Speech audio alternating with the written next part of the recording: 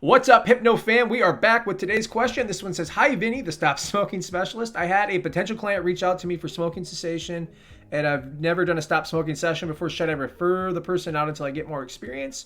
I feel a bit weird charging the person because I haven't helped somebody quit smoking before." That's completely normal. No, don't refer that person out. Help them quit smoking.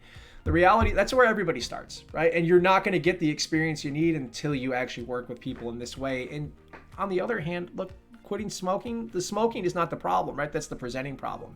And you can help your client realize this very quickly. Just ask them something like, do you think quitting smoking is just a chemical problem? And they're going to say no, right? And you can even ask them, like, what percentage would you put on it? Would you say it's mental, emotional, psychological, 70, 80, 90%, and 10% chemical?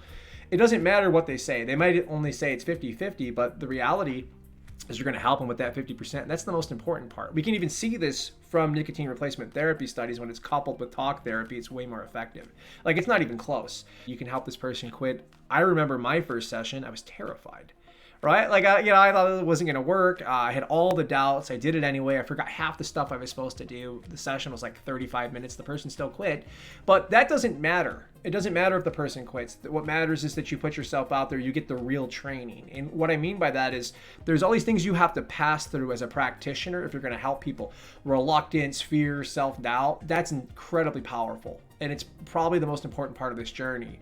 So your willingness to just dive into the belly of the beast, if you will, right? You're going to come out the other side transformed. But there's no shortcut to that. There's no waiting. Right? You're either going to do it or not do it. So just make the decision, go for it. You're right. The worst thing that can happen is the person keeps smoking. Doesn't matter. You get some money and you can work with them again, right? You can just do what I do. You can charge for the results, see them until they're done. You'll take a deep dive and it will force you, when you work that way with people, to hold them accountable in a different way, because they're going to come up with reasons why they went back to it, and you have to have difficult conversations. That helps you become better in every area of your life, because transformation and accountability are linked a lot of times. So there's a ton I could share about this, but the big thing is that you go for it. The big thing is that you do it. There's no shortcut. I want to point out that I think it's great that you have this doubt or this reluctance, whatever it is that's holding you back, because that just means you want to be great at this stuff. The reality is, like, Elman and Erickson weren't great when they started. Nobody's great at this stuff. Everybody sucks, right?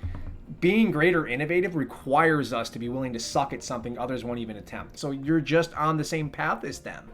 But you can't be great until you embrace that reality and you start taking action consistently, seeing clients. You will be great, right? So the way to get great is by doing it. So you are now on the path if you decide to do it, right? You have to make that decision. You're either in or you're out. So go for it. Just see what happens. The stumbling blocks, the challenge is, it's about staying on the path, right? It's not about protecting yourself and shielding yourself and trying to, like, develop confidence while hiding. That's not real confidence. Where the confidence is, it's actually being able to work with people.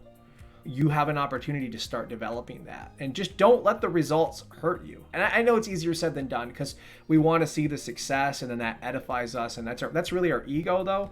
Ultimately, the process is the process. Growth is always the same. It's just dive into the belly of the beast there, and you can do it. Lastly, I would say keep in mind you can't quit smoking for that person, right? They have to do it. So I think this is really important, because a lot of folks get freaked out about this stuff, and there is sort of almost like a hypnosis that smokers bring into the session, where they will tell you all kinds of wild reasons why they can't quit. You know, this happened, this event, something from my childhood.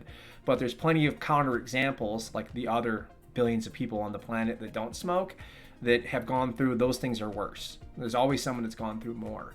And so they chose this coping mechanism, or they're choosing it tacitly, right? They picked it up and then they've continued to do it.